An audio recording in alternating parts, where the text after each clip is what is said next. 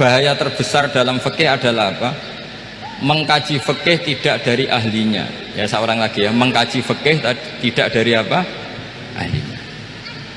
Nah, kenapa demikian? Begini, saya beri contoh.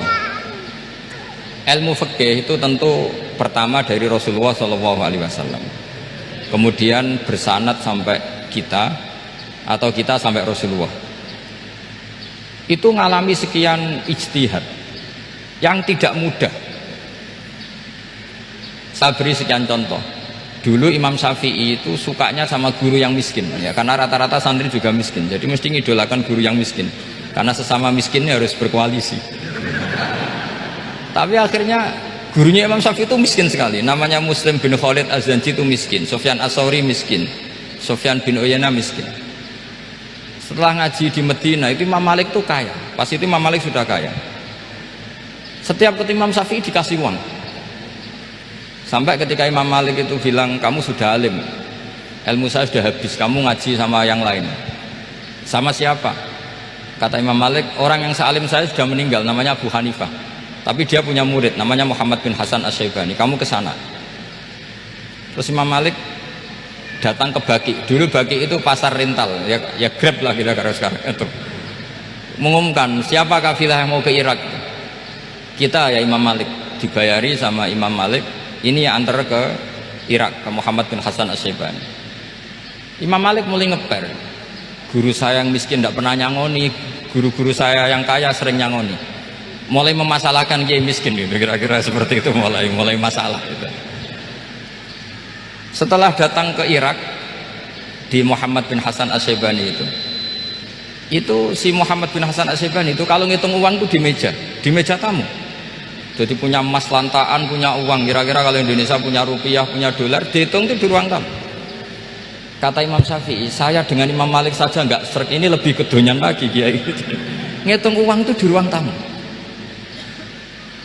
Terus akhirnya si Muhammad bin Hasan Asy-Syaibani ini ahlul usul, dia pakar usul. Kamu heran sama saya? Iya, kiai kok kedonyan, dia ngomong gitu.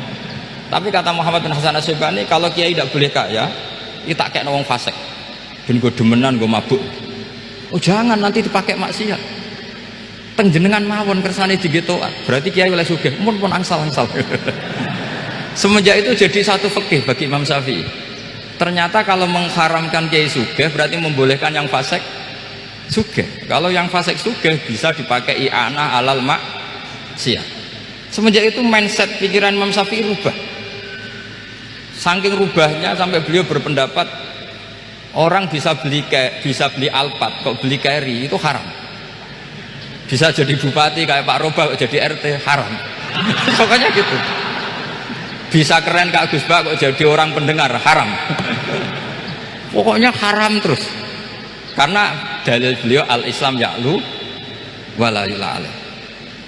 Coba sampean ridho misalnya jadi orang Gresik dipimpin orang yang nggak sholat, ridho ndak?